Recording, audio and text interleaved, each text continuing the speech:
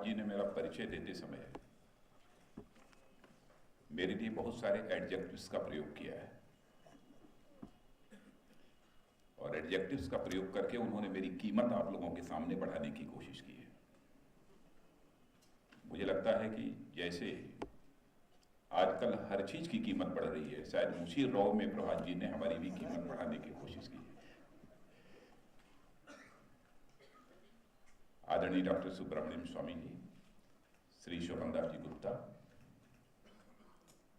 और दिल्ली की नहीं बल्कि हिंदुस्तान की मानी जानी social activist doctor Kiran Bedi जी, प्रोफेसर विवेक देवराय और एमजे अकबर शाह, श्री पीयूष गोयल और प्रभात प्रकाशन के कर्ता धर्ता श्री प्रभात जी, डिस्टिंग्विश्ड डिप्लोमेट्स और यहां उपस्थित मेरे सभी मित्रों। सबसे पहले जब मैंने यह सुना कि मोदित्व इस नाम से कोई पुस्तक लिखी जा रही है तो मुझे लगा कि किसी पॉलिटिशियन ने यह पुस्तक लिखी होगी। शायद वह राज्यसभा में पहुंचना चाहता होगा अथवा गवर्नमेंट बनने के बाद कुछ हासिल करना चाहता होगा, इसलिए शायद उसने यह पुस्तक लिखी है। लेकिन जब पुस्तक की कॉपी कल मुझे मिली, फोटोस्टेट कॉपी, तब मैंने उसमें देखा कि लेखक का नाम था सिद्धार्थ मजूमदार। मैंने कई लोगों से पूछा, हमारे साथ हमारे स्पोक्स पर्सन सुधांशु त्रिवेदी थे, मैंने पूछा कि यह सिद्धार्थ मजूमदार कोई पॉलिटिशियन है क्या? तो इन्होंने कहा कि वो पॉलिटिशियन नहीं है बल्कि एक नौजवान जिसने यूनिवर्सिटी ऑफ कोलंबिया से ग्रेजुएशन किया है और उनके साथ सिटीजन फॉर अकाउंटेबल गवर्नेंस की यह टीम है कुछ नौजवानों की, जिन सभी लोगों ने मिलजुल कर यह पुस्तक तैयार की है। क्योंकि मोदित्व इस पर पुस्तक लिखा जाना, एक व्यक्ति से उठकर कोई एक आइडिया बन जाए, एक कंसेप्ट बन जाए, यह कोई साधारण बात नहीं है। It is not easy for any person to become a phenomenon. It needs a phenomenal qualities and efforts. तो मैं एक दो दिन तक इस पर विचार करता रहा कि यह मोदित्व, यह पुस्तक लिखी क्यों गई है। क्या सचमुच मोदित्व यह फेनोमेनन बन गया है? तो मित्रों, मैं ईमानदारी के साथ यह कहना चाहता हूं कि मैंने सहज रूप से स्वीकार कर लिया कि भारत की राजनीति में सचमुच मोदित्व स्वयं में एक आइडिया है और एक फेनोमेनन है। वैसे राजनीतिक क्षेत्र हो अथवा समाज जीवन का कोई भी क्षेत्र हो, लोगों को सफलताएं हासिल होती हैं, लेकिन यह सफलता कैसे हासिल हुई, किस माध्यम से हासिल हुई, किस लिए हासिल हुई, इसका मूल्यांकन किया जाना चाहिए। सफलता हासिल करने के लिए सोर्स ऑफ इंस्पिरेशन क्या है, प्रोसेस क्या है और सफलता हासिल करने के लिए टारगेट क्या है, इन तीन चीजों पर विचार किया जाना चाहिए। और इन तीनों पैरामीटर्स पर मैंने नरेंद्र भाई के पूरे, उनकी जो स्टाइल ऑफ फंक्शनिंग है, उनके द्वारा जो काम किया गया है, उनका जैसा व्यक्तित्व है, इन सबको मापने की भरपूर को मैंने कोशिश की। नरेंद्र भाई का हमारा रिश्ता आज का रिश्ता नहीं है, 20वें वर्ष का रिश्ता है। उत्तर प्रदेश का जब मैं चीफ मिनिस्टर बना था, उसके कुछ ही महीनों के बाद वो गुजरात के चीफ मिनिस्टर बने थे और उनकी वोट सेरेमनी में भाग लेने के लिए मैं स्वयं गया था। तो मैं हर चीज पर जब विचार करने लगा कि इस व्यक्ति का सोर्स ऑफ इंस्पिरेशन क्या रहा है, इस व्यक्ति ने किस प्रोसेस को अडॉप्ट किया है टारगेट को अचीव करने के लिए, तब मैं सहज रूप से इस नतीजे पर पहुंच गया कि सचमुच मोदित्व अब भारत की राजनीति के लिए एक फेनोमेनन बन चुका है। गुड गवर्नेंस के लिए एक फेनोमेनन बन चुका है। इसे मैंने सहज रूप से ही स्वीकार कर लिया। जिस व्यक्ति ने बहुत ही गरीबी से अपनी जिंदगी की शुरुआत किया हो, गरीबी के संत्रास के झेल को झेला, और वह व्यक्ति आज लगभग 120-125 करोड़ की पॉपुलेशन की कंट्री में लोगों के दिलों में अपना स्थान बना लिया हो, यह कोई साधारण बात नहीं है। कोई विलक्षण प्रतिभा का ही कोई व्यक्ति यह कर सकता है। वैसे मुझे याद है, पता नहीं हमारे राजदीप सरदेसाई जी यहां हैं कि नहीं है, नहीं है शायद। सबसे पहले 2002 में जब गुजरात में विक्ट्री हुई थी भारतीय जनता पार्टी को, और मोदी जी के लीडरशिप में जब चुनाव हुआ था, तो अपने चैनल पर कमेंट करते हुए राजदीप सरदेसाई जी ने कहा, it is not the victory of Hindutva but it is the victory of Moditva. अब उन्होंने किस सेंस में कहा, इस पर तो डिबेट हो सकती है, लेकिन मोदित्व शब्द सबसे पहले मैंने उसी समय सुना था। सेंस उसके पीछे क्या था, उसकी चर्चा मैं यहां नहीं करना चाहता हूं। तो एक साधारण सा व्यक्ति यहां से उठकर और इस ऊंचाई पर पहुंचा, और वो भी प्रारंभिक जो जीवन सामाजिक क्षेत्र में, सोशियो कल्चर क्षेत्र में जो उन्होंने प्रारंभ किया, राष्ट्रीय स्वयंसेवक संघ, जो भारत का ही नहीं बल्कि दुनिया का सबसे बड़ा सोशियो कल्चरल ऑर्गेनाइजेशन है, उसमें प्रचारक के रूप में अपनी जिंदगी प्रारंभ की। मैं भी राष्ट्रीय स्वयंसेवक संघ का स्वयंसेवक हूं, और खुलेआम सरेआम यह बात बोलने में मुझे रंच मात्र कभी संकोच नहीं होता। लेकिन मैं जानता हूं कि राष्ट्रीय स्वयंसेवक संघ में जो प्रचारक बनता है, वह उसके जीवन में कभी सत्ता हासिल करने की इच्छा नहीं होती है, क्योंकि प्रचारक कभी मुख्यमंत्री और प्रधानमंत्री इस देश का नहीं बना है। पहली बार यदि कोई बना है तो वह नरेंद्र भाई पहली बार गुजरात के मुख्यमंत्री बने हैं, और आज हमारे प्राइम मिनिस्टर बने। क्योंकि जब हाई स्कूल में मैं पढ़ता था, तब मैं राष्ट्रीय स्वयंसेवक संघ के साथ मेरा रिश्ता है, और मैं यहाँ इसका उल्लेख करना चाहूंगा कि हाई स्कूल में पढ़ते हुए सबसे पहले भाषण यदि मैंने किसी का सुना था, जहां पर केवल हम 40-50 स्टूडेंट्स मौजूद थे, जमीन पर बैठे हुए थे, गोविंदाचार्य जी के भाषण से सबसे पहले मैं प्रभावित हुआ था। इसीलिए मैंने एक संघ के एक सामान्य कार्यकर्ता के रूप में काम करना प्रारंभ किया था, और धीरे धीरे जैसे जैसे आयु बड़ी होती चली गई, यह संघ क्या है यह समझने की कोशिश की, संघ के प्रचारकों की भूमिका क्या होती है इसे समझने की मैंने कोशिश की, उनका समाज के लिए किस प्रकार का त्याग और समर्पण होता है इसे समझने की हमने कोशिश की। मैंने देखा कि एक भी व्यक्ति नीचे से लेकर ऊपर तक ऐसा कोई नहीं था जो कभी सोचता रहा होगा कि हमें राजनीतिक क्षेत्र में काम करने के लिए जाना है, बल्कि राजनीति से एक दूरी बनाकर बराबर राष्ट्रीय स्वयंसेवक संघ के हर प्रचारक और कार्यकर्ता ने रखे।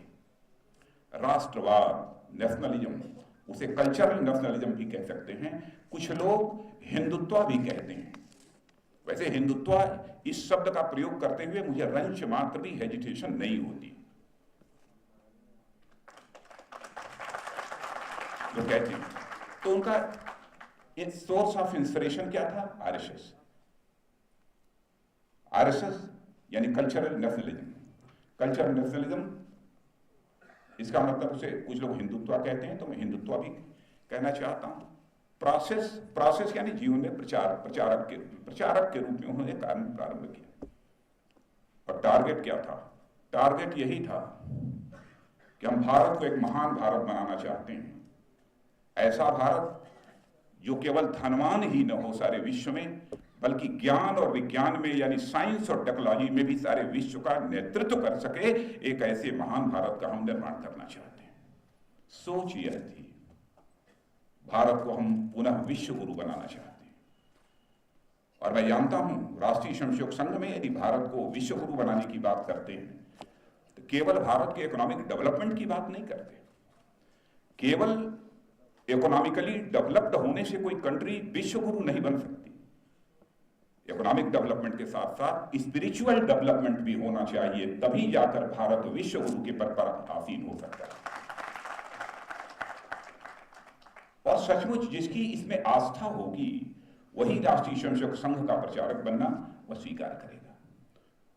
उन्होंने सोचा भी नहीं होगा कि मैं कभी मुख्यमंत्री बनूंगा, प्रधानमंत्री बनूंगा। यह उनकी सामाजिक सांस्कृतिक क्षेत्र की भूमिका थी, सोशियो कल्चरल सेक्टर की उनकी भूमिका थी। और उसके बाद राजनीतिक आंदोलन, जेपी आंदोलन में भी बड़ी सक्रिय भूमिका का उन्होंने निर्वाह किया। और मैं यह भी जानकारी आपको दे देना चाहता हूं कि जब भारतीय जनसंघ में उन्होंने प्रवेश किया तो संगठन मंत्री के रूप में, हमारे यहां परंपरा है कि भारतीय जनता पार्टी अथवा इसके पहले जो भारतीय जनसंघ हुआ करता था उसमें यदि कोई संगठन मंत्री के रूप में भूमिका निभाता था तो यह पक्की मुहर उसके ऊपर लग जाती थी, वह पार्टी का अध्यक्ष कभी नहीं बन सकता, वह मुख्यमंत्री, मंत्री अथवा प्रधानमंत्री कभी नहीं बन सकता है। यह एक शर्त होती है। डेस्टिनी को यहां ले जाना था, जो रोल उसको किसी के द्वारा प्ले कराना था, डेस्टिनी ने वह रोल प्ले कराया। और यदि मैं सारी रोल्स यदि भूमिकाओं के बारे में यदि मैं सोचता हूं तो एक तो सोशियो कल्चरल क्षेत्र में उनकी भूमिका, और दूसरी तरफ राजनीतिक आंदोलन, पॉलिटिकल जो एजिटेशंस हुए उसमें उनका रोल, जेपी आंदोलन में आडवाणी जी की जितनी यात्राएं प्रारंभ हुई उसमें उनकी भूमिका, डॉक्टर जोशी जी की जो यात्रा प्रारंभ हुई थी उनके अध्यक्ष रहते हुए उसका पूरा संचालन, पूरा नियंत्रण यदि किसी के हाथ में था तो उस छोटी आयु में नरेंद्र भाई के ही हाथों में था। और बाद में तो मुझे ज्यादा बतलाने की जरूरत नहीं है, भारत ही नहीं, हिंदुस्तान ही, भारत ही नहीं बल्कि सारी दुनिया उससे परिचित है। गुड गवर्नेंस किसे कहते हैं।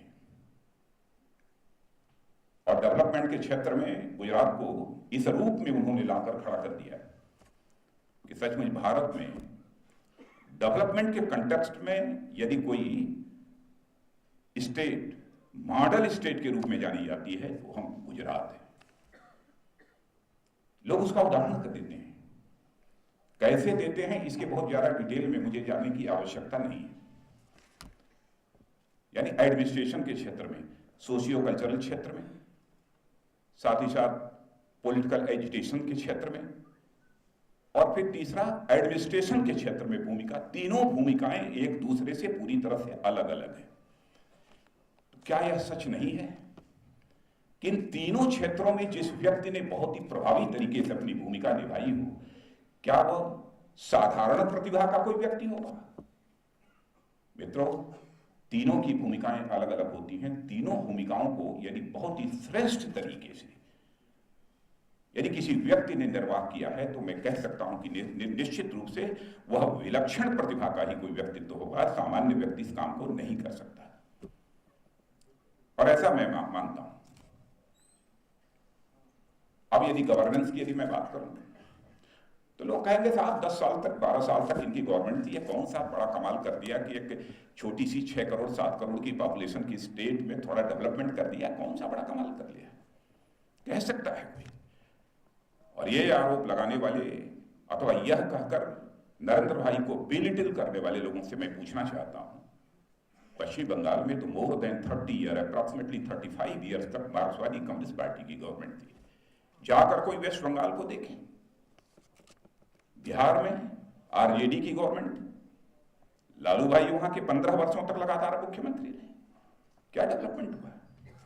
लंबे समय तक चेयर पर रहने के कारण ही कोई डेवलपमेंट करेगा, इस बात की गारंटी नहीं दी जा सकती। व्यक्ति का परफॉर्मेंस कैसा है इसका अंदाज तो 6 महीने से लेकर 1 वर्ष के अंदर ही सामान्यतः मिल जाता है कि इस व्यक्ति के अंदर एडमिनिस्ट्रेटिव स्किल कैसी है, इस व्यक्ति का गवर्नेंस को चलाने का इंटेंशन कैसा है। मनुष्य के जीवन में इंटेंशन की सबसे बड़ी अहमियत होती है। आप चाहे जितना भी बड़ा काम करें, लेकिन इंटेंशन यदि आपका क्लीन नहीं है, नीयत यदि साफ नहीं है, तो परिणाम कभी भी अच्छे नहीं आ सकते, सुखद नहीं आ सकते। इंटेंशन का भी मनुष्य के जीवन में बहुत बड़ा महत्व होता है। यानी इंटेंशन यदि खराब रहा होता कि हमको सत्ता का सुख भोगना है, तो मैं समझता हूं शायद वैसी वह गवर्नेंस वो न देगा। और मैं ये भी कभी कभी जब विचार करता हूं कि 2002 का जो गुजरात का दंगा हुआ, गुजरात के दंगे के बाद इस हिंदुस्तान का, और केवल उसी समय का नहीं बल्कि पूरे आजाद भारत में सबसे अधिक पॉलिटिकली टारगेटेड यदि कोई पॉलिटिशियन रहा है तो उस पॉलिटिशियन का नाम नरेंद्र मोदी है।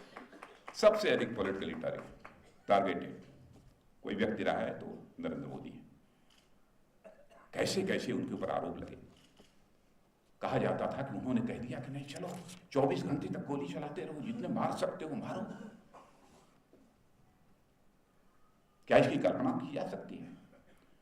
मैं भी एक स्टेट का चीफ मिनिस्टर रहा हूं, मैं कॉन्फिडेंस के साथ कह सकता हूं कि मित्रों, कोई भी चीफ मिनिस्टर ये कभी नहीं चाहता है कि हमारे चेयर पर रहते हुए, चीफ मिनिस्टर की चेयर पर रहते हुए हमारी स्टेट में किसी भी प्रकार की एनार्की पैदा हो। कोई नहीं चाहता। अब आप ये कल्पना करिए कि यदि किसी के ऊपर बेसलेस एलिगेशन यदि लगाया जाता हो तो उसको कितनी मानसिक त्रासदी, कितने साइकोलॉजिकल प्रेशर का सामना उसको करना पड़ता होगा, इसकी आप सहज ही कल्पना कर सकते हैं। डेवलपमेंट उन्होंने क्या क्या किया, कैसे कैसे किया, इन सब सारी चीजों की चर्चा मैं यहां नहीं करना चाहूंगा क्योंकि हमारे कई वक्ता यहां पर। लेकिन कोई कह सकता है कि आप भारतीय जनता पार्टी के अध्यक्ष हैं, आपकी पार्टी ने उन्हें प्राइम मिनिस्टर कैंडिडेट के रूप में प्रोजेक्ट किया है, इसलिए आप उनकी प्रशंसा कर रहे हैं। तो मैं यह कहने वालों से मैं पूछना चाहता हूं, 2010 में कांग्रेस लेड यूपीए गवर्नमेंट ने 20 पॉइंट प्रोग्राम के इंप्लीमेंटेशन में सर्वाधिक श्रेष्ठ, सबसे अच्छे स्टेट के रूप में किसी को रिकॉग्नाइज किया तो वह स्टेट थी गुजरात। इतना ही नहीं, हमारा बनाया हुआ राजीव गांधी फाउंडेशन नहीं है, हमारे परिवार के लोगों का बनाया हुआ राजीव गांधी फाउंडेशन नहीं है। राजीव गांधी फाउंडेशन ने भी मोस्ट प्रोबेबली 2011 में गुजरात के डेवलपमेंट की तारीफ की है। इतना ही नहीं, यूएस जिसके बारे में कहा जाता था कि वो नरेंद्र मोदी को वीजा देने को तैयार नहीं है, नरेंद्र मोदी की आलोचना करने वाला माना जाता था यूएस की पार्लियामेंट की एक रिसर्च टीम ने उनके परफॉर्मेंस की सराहना अपनी रिपोर्ट में, रिसर्च रिपोर्ट में की है। ये कैसे हुआ है? सभी ने सराहना की है। और मैं तो कहता हूं कोलंबिया यूनिवर्सिटी से पढ़े हुए यहां बच्चे, सिद्धार्थ मजुमदार, उनके साथ की यह पूरी टीम, वहां से बच्चे, आजकल के बच्चे कितने शार्प हैं, कितने इमेजिनेटिव हैं, कितनी इनोवेटिव थिंकिंग के यह सब सारे बच्चे हैं, ये बतलाने की जरूरत नहीं है। ऐसा नहीं है कि दिमाग इनका बिल्कुल बंद हो, लॉक्ड हो और केवल हवा का रुख देखकर वह सीधे भारत में चले आए हों कि हमारे जवानी, हमारी तरुणाई की सार्थकता इसी में है कि भारत में परिवर्तन होना चाहिए और उस परिवर्तन की अगुवाई यदि जो इस समय कर रहा है मोदी, तो उसके द्वारा परिवर्तन, मोदी उसके द्वारा परिवर्तन होना चाहिए। यह इनके दिल में कहीं ना कहीं, इनकी जेहन पे बात समझ में आई होगी। आजकल के बच्चे कितने एनालिटिकल होते हैं, हर चीजों का विश्लेषण कितनी बारीकी के साथ करते हैं। इसे आप भी समझते हैं, हम भी अच्छी तरह समझते हैं। अब मैं ये भी ईमानदारी से बता दूं, मैंने पुस्तक को पढ़ा नहीं, क्योंकि इस समय चुनावी महीने प्रारंभ हो गए हैं, 1.5 महीने के अंदर पोलिंग शुरू हो जाएगी और जो पार्टी का अध्यक्ष हो उसकी कितनी बड़ी जिम्मेदारी होती है। मैं समझता हूं प्रातः काल से लेकर रात के 11-12 बजे तक श्वास लेने की उसको फुर्सत नहीं रहती। पढ़ा नहीं है। कल मुझे प्रभात जी ने, शायद आपने कुछ नोट बनाकर भेजा था मुझे, वो भी नहीं पढ़ पाया हूं प्रभात जी पूरा। हाँ, बैठकर थोड़ी देर के लिए कुछ मैंने नोट्स ले लिए थे, अपने जल्दी जल्दी जितना बना सकता था, थोड़ा कुछ नोट्स मैंने बना लिए थे ताकि कुछ चीजें हमारे जेहन में हों, इसलिए बना लिए थे। उसमें देखा कि 14 सूत्रों की चर्चा की गई है, 14 सूत्र। उसमें सेकुलरिज्म के बारे में है कि सेकुलरिज्म का मतलब नरेंद्र भाई ने जो कहा सेकुलरिज्म मीन्स इंडिया फर्स्ट। भाई हमारी जहन में तो कभी यह बात नहीं आई, सेकुलरिज्म का मतलब इंडिया फर्स्ट। अब यह बात सही है कि कुछ लोग उन्हें सेकुलर नहीं मानते हैं, हाँ, लेकिन उन्हें मैं यह बताना चाहता हूं कि नरेंद्र भाई परवर्टेड सेकुलरिज्म में विश्वास करने वाले नहीं हैं, बल्कि नरेंद्र भाई पॉजिटिव सेकुलरिज्म में विश्वास करने वाले हैं। परवर्टेड सेकुलरिज्म में नहीं, बल्कि पॉजिटिव सेकुलरिज्म में विश्वास करने वाले। जाकर कोई देखे गुजरात में, बहनों भाइयों, इस हिंदुस्तान में किसी स्टेट में माइनॉरिटीज की पर कैपिटा इनकम सर्वाधिक है तो गुजरात स्टेट में है। यहाँ के चीफ मिनिस्टर को कम्युनल कहा जाता है। क्या हिंदुस्तान में केवल 2002 में ही कम्युनल राइट हुआ? क्या दूसरे राज्यों में नहीं हुआ? क्या हजारों इस प्रकार के राइट्स नहीं हुए? क्या वो बीजेपी के रिजिम में हुए, मोदी के रिजिम में हुए? क्या यह सच नहीं है कि वहां पर मिस्टर हितेन देसाई कांग्रेस के जो मुख्यमंत्री हुआ करते थे, उनके रिजिम में भी एक दंगा हुआ जिसमें कि सारे मस्जिद और बाजार तोड़ डाले गए? क्या यह सच नहीं है कि असम में मिस्टर सैकी आके रहते, चीफ मिनिस्टर रहते हुए 24 घंटे के अंदर 5000 से अधिक लोगों की जानें गई थी, मर्डर हुआ था? भूल गए लोग। केवल वोट बैंक की पॉलिटिक्स की जो सोच है, उसके कारण केवल देश की जनता को याद दिलाया जा रहा है, डिवाइड एंड रूल, देश की जनता को बांटो और राज करो। केवल एक ही लक्ष्य है सामने। वैसे और भी बहुत सारी चीजें हैं, मैं उन सारी चीजों का उल्लेख नहीं करूंगा क्योंकि कई हमारे यहाँ पर विद्वान वक्ता बैठे हैं, वो अपने विचार व्यक्त करेंगे। लेकिन एक बात और जो मुझे लगी, उन्होंने कहा कि मिनिमम गवर्नमेंट और मैक्सिमम गवर्नेंस। शायद मिनिमम गवर्नमेंट और मैक्सिमम गवर्नेंस देश को आजादी हासिल होने के बाद ही इस देश में रही होती तो आज जो देश की दुर्दशा है, देश की दुर्गति है, शायद हमको ये देखने को न मिली होती। मैक्सिमम गवर्नमेंट रही है, मिनिमम गवर्नेंस रही है इस देश में। अब आज क्या हो रहा है, माने देश की गरीब जनता को पेट भरने के लिए भी फूड सिक्योरिटी बिल लाने की जरूरत पड़ रही है। ये गवर्नमेंट कर रही है। ये गवर्नमेंट क्यों करने की जरूरत पड़ी है? क्यों? गवर्नेंस नहीं थी, गवर्नेंस नहीं थी। महंगाई यदि बढ़ जाती है, वेजिटेबल्स की यदि कीमतें बढ़ जाती हैं तो क्या होता है? गवर्नमेंट ठेला लगाकर सब्जी बेचने लगती है। दिल्ली में दाल और चावल की गवर्नमेंट ये बेचने लगती है। यह अंतर होता है मिनिमम गवर्नमेंट और मैक्सिमम गवर्नेंस के बीच का यह अंतर होता है। यह सब जो एक कंसेप्ट दिया है अब गुजरात में मैं समझता हूं कि बहुत सब्सिडी और ये और वो बहुत सारी जो चीजें दी जाती हैं बहुत ही कम है, बहुत सारे अन्य स्टेट्स की अपेक्षा बहुत ही कम है। वहां पर गवर्नेंस है। कैसे कॉमन मासेस को का एम्पावरमेंट किया जाए, कैसे उन्हें शक्तिशाली बनाया जाए, कैसे उनके अंदर क्षमता पैदा की जाए, यह सब बहुत सारे काम किए हैं। ऐसे 50 काम मैं इस समय गिना सकता हूं, लेकिन 2 घंटे 2.5 घंटे का समय लगेगा, इसलिए उसकी चर्चा यहां पर नहीं करना चाहता। हाँ, यह मैं जरूर बतलाना चाहता हूं कि अभी इधर जो रैलियां हुई हैं सारे देश भर में, तो स्टेट्स की जो रैली हुई है पूरे राज्यों की, मैं और मोदी जी हम दोनों साथ रहे। बहनों भाइयों, मैं जब 23 साल का या 22 साल का था, पहली बार मैं राजनीति में मैंने प्रवेश किया था। 20 साल में एमएससी किया था फिजिक्स में, और उसके बाद मैंने प्रवेश किया था। उस समय से मैं देख रहा हूं, और स्टेट की पॉलिटिक्स में और सेंट्रल पॉलिटिक्स में तो लगभग 22 वर्षों का समय तो इसमें भी गुजर गया है। जितनी बड़ी रैलियां हो रही हैं और जिस तरीके से भीड़ उमड़ रही है, इसकी तो मैं कल्पना भी कभी मैंने नहीं किया था कि ऐसा भी हमको देखने को मिलेगा। और ऐसा होता है कि कभी केवल भीड़ लाई जाती है, लेकिन भीड़ यदि स्वयं किसी को सुनने आती है, और उस भीड़ में नौजवानों का जो उमंग और उत्साह देखने को जो मिलता है, ज्वार जो उनके अंदर देखने को मिलता है, मैं कह सकता हूं जेपी मूवमेंट था तो उस समय थोड़ा ये ज्वार हमको नौजवानों के अंदर देखने को मिलता था, लेकिन आंदोलन के प्रति वह ज्वार था। लेकिन व्यक्ति के प्रति ज्वार स्वतंत्र भारत के इतिहास में पहली बार हमको देखने को मिला है तो नरेंद्र भाई की रैलियों में ही देखने को मिला। ऐसा ज्वार मुझे इसके पहले कभी देखने को नहीं मिला। नवयुवकों को के अंदर क्या देखते हैं, जैसे लगता है सारी चीजों का केंद्र वो नवयुवक को ही मानते हैं कि उसकी एनर्जी का मैक्सिमम यूटिलाइजेशन, प्रॉपर यूटिलाइजेशन कैसे किया जा सके।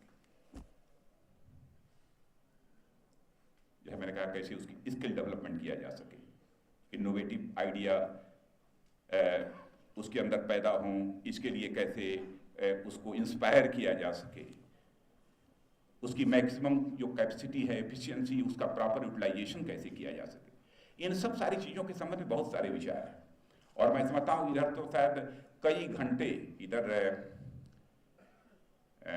गोवा में मई महीने में जब मैं इलेक्शन कैंपेन कमेटी की मैंने घोषणा की थी, मैंने घोषणा करने वाला मैं सब कुछ नहीं हूँ, मैंने नहीं किया कुछ, हमने जो पार्टी का सर्वसम्मत फैसला था वही किया है।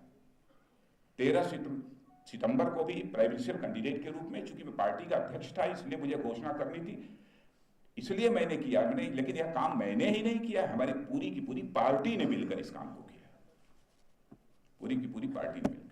तब से मुझे बहुत लंबे समय तक साथ रहने का अवसर मिला है और भिन्न भिन्न विषयों पर उनके साथ हमारी बातचीत हुई है। तो यह जो एक फेनोमेनन है सामाजिक, राजनीतिक और प्रशासनिक क्षेत्र में गवर्नमेंट में काम करने का, और जो उनकी तरह तरह की सोच है, इसे हम मोदित्वा यदि कहते हैं तो मैं समझता हूं ये एग्जैगरेशन नहीं होगा, ये अतिशयोक्तिपूर्ण नहीं होगा। इसलिए मैं सचमुच बधाई देना चाहता हूं ये अपने सिद्धार्थ मजुमदार को और उनकी पूरी टीम को, और प्रकाशन के लिए प्रभात जी, मैं सचमुच आपकी कितनी तारीफ करूं कि आपने ऐसी ऐसी पुस्तकें अपने प्रकाशन के माध्यम से प्रारंभ की हैं, ऐसी ऐसी पुस्तकें प्रारंभ की हैं, और मैं देखता हूं कि बराबर हमारे प्रभात जी इस प्रकार के कार्यक्रम आयोजित करते रहते हैं। मैं प्रभात प्रकाशन को भी अपनी तरफ से बधाई देना चाहता हूं और मुझे विश्वास है आगे कुछ इस प्रकार की पुस्तकें और भी हम लोगों के सामने आएंगी। मुझे लगता है कि मैंने कुछ ज़्यादा समय ले लिया, जो नोट करके लाया था उसे देख भी नहीं पाया, इसलिए ज़्यादा कुछ न कहते हुए इस कार्यक्रम के जो ऑर्गेनाइजर हमारे सिटीजन फॉर अकाउंटेबल गवर्नेंस के हमारे जो नौजवान हैं उनको मैं बधाई देता हूं और उनसे आयु में बड़ा होने के नाते उन्हें मैं आशीर्वाद भी देता हूं, उनके उज्ज्वल भविष्य की मैं कामना करता हूं और ईश्वर से यह मैं प्रार्थना करता हूं कि जहां इन नौजवानों के अंदर, मैंने सिटीजन्स फॉर अकाउंटेबल गवर्नेंस के नौजवानों के अंदर योग्यता, क्षमता, प्रतिभा और देश के लिए कुछ कर गुजरने की तड़पण पैदा करे, वैसे ही हिंदुस्तान के सभी नौजवानों के अंदर देश के लिए कुछ कर गुजरने की तड़पण पैदा करे परमात्मा। यही परमात्मा से प्रार्थना करते हुए और आप सभी को धन्यवाद देते हुए अपना निवेदन समाप्त करते हैं।